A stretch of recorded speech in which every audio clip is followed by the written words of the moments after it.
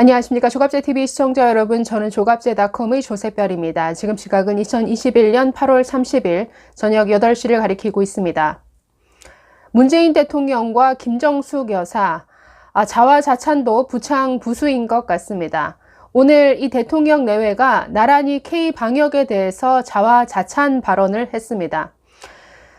문재인 대통령의 수석 보좌관 회의 발언, 사실 요즘 대통령 발언은 그닥 귀담아 들을 내용이 없어서 오랜만에 김정숙 여사가 무슨 얘기를 했는지 한번 보도록 하겠습니다.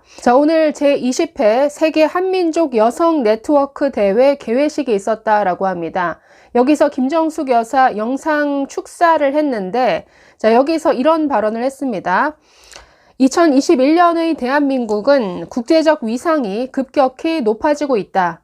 K를 덧붙인 말들에서 우리는 대한민국 국민이라는 자부심을 느낀다. 팬데믹 극복 과정에서 K의료와 K방역은 전 세계의 모범이 되었다라고 했습니다. K의료와 K방역, 참 이 문재인 정부가 마치 자신들의 공인 것처럼 늘 자화자찬했었는데, 전 세계 모범이 된 이 K방역, 그 공은 누구에게 있습니까? 전 세계 어느 국민보다도 잘 협조를 해준 우리 국민들과 그 어느 세계적 그 의료진과 비교해도 떨어지지 않는 가장 높은 수준의 의료진 덕택이죠. 항상 이 K방역 무슨 자신들의 공인양 이렇게 내세우는데, 좋습니다. 그런데 그 뒤에 이어진 이 자화자찬성 발언들은 굉장히 낯뜨겁습니다. 이렇게 말합니다. 한국이 독창적으로 개발한 드라이브 스루 선별 진료소를 비롯해 정부의 실시간 방역 데이터 인프라에 기반한 공적 마스크 잔여량 안내 서비스, 잔여 백신 실시간 예약 서비스 등에서 대한민국 IT 경쟁력은 빛을 발했고, 투명한 정보 공개로 국민의 신뢰를 얻었다라고 했습니다.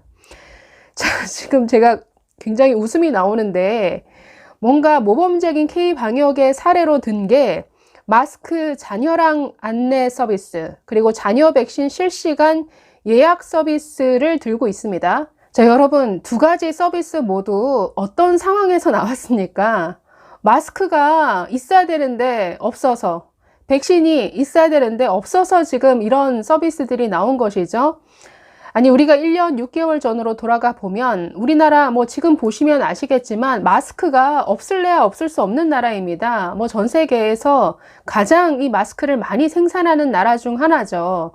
그런데 1년 6개월 전에 이 무능한 정부가 미리미리 대비해 놓지 않고 비축해 놓지 않고 수출 규제하지 않아서 정말 마스크 대란 사태가 벌어졌었죠. 시장에서 마스크를 구하지 못해서 정말 발을 동동 굴렀습니다. 그러다가 북한도 아니고 우리가 마스크를 배급받는 약국 앞에 줄을 서야 되는 마스크 요일제를 실시하는 이런 지경에까지 갔던 적이 있습니다. 그 당시 나온 게 이 마스크 잔여량 안내 서비스였죠. 그런데 여기에다가 지금 대한민국 IT 경쟁력을 갖다 붙여서 K방역의 모범 사례인 것처럼 설명하고 있습니다. 제가 지금 계속 웃음이 나와서 억지로 참고 있는데 그야말로 코미디죠. 이뿐 아니라 잔여 백신 실시간 예약 서비스, 이것도 왜 나왔습니까? 백신이 충분히 공급이 되어서 남아돈다. 그래서 보건소를 가든 병원을 가든 언제든지 내가 백신을 맞을 수 있다라고 한다면 이런 서비스가 나올 이유가 없죠. 백신이 모자르다 보니까 빨리 맞고 싶은데 혹시라도 예약자가 그 백신 접종을 취소해서 그 취소 분량이라도 어떻게 좀 맞을 수 없을까 해서 나온 게 이런 잔여 백신 실시간 예약 서비스, 이 시스템입니다. 이 국민들이 이거 다 내용 알지 않습니까? 지금 숨겨도 모자랄 판에 굉장히 국민들께 송구해야 되고 아주 부끄러워해야 될 이런 내용들을 희한하게 IT 경쟁력을 갖다 붙이고 투명한 정보 공개 사례다라고 희한하게 포장을 해서 자화자찬을 합니다. 와, 이거는 또 다른 수준의 한 단계 높아진 자화자찬인데요. 계속해서 또 이렇게 말합니다. K-팝 영화, 드라마 등 다양한 콘텐츠가 전 세계인을 열광시키면서 한국어를 배우고자 하는 열기가 뜨겁다. 한국어를 제2 외국어로 선정한 나라도 16개국으로 확대되었다라고 강조했습니다. 다 민간 부분에서 이루어낸 이런 성과들이죠. 항상 여기에 이 문재인 정부 숟가락 얹는 거 참 좋아합니다. 기생충이 아카데미 작품상 받았을 때에도 BTS가 빌보드 차트 1위를 차지했을 때에도 아주 계속해서 숟가락 얹죠. 자, 이 김정숙 여사 또 뭐 이렇게 말합니다. 선진국 반열에 들어선 대한민국에 국제사회가 기대하는 역할도 커지고 있다.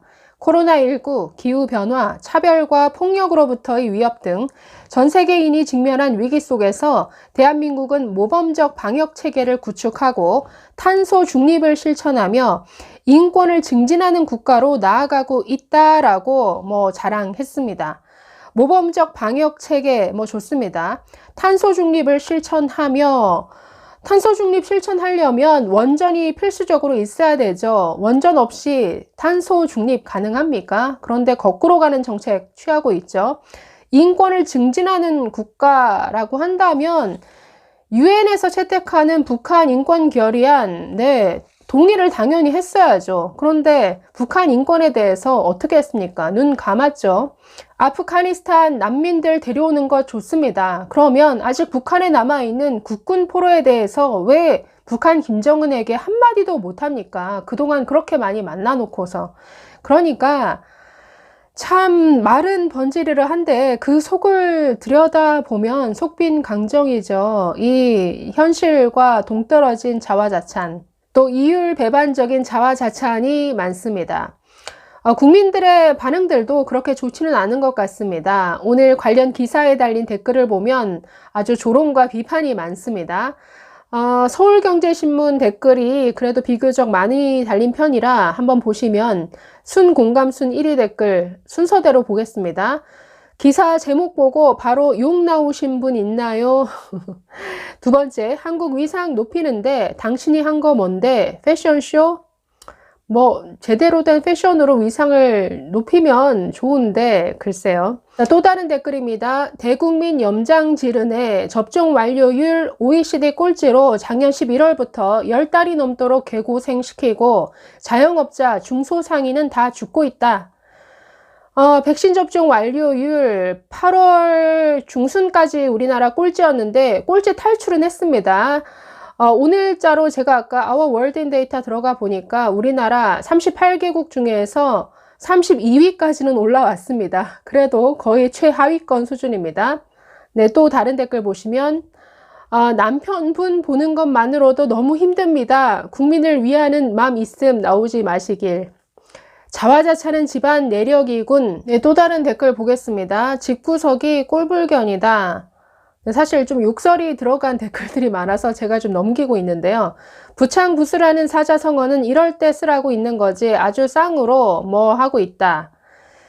자, 우리나라 위상은 진작에 높았다. 문정권 들어서 높아진 거 1도 없다. 늘 자화자찬, 역겹다.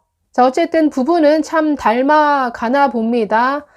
절대 분리할 때는 나서지 않죠. 드루킹 댓글 조작에 대해서 대통령도 그리고 김정숙 여사도 뭔가 한마디 언급이 있어야 될 텐데 절대 언급하지 않죠.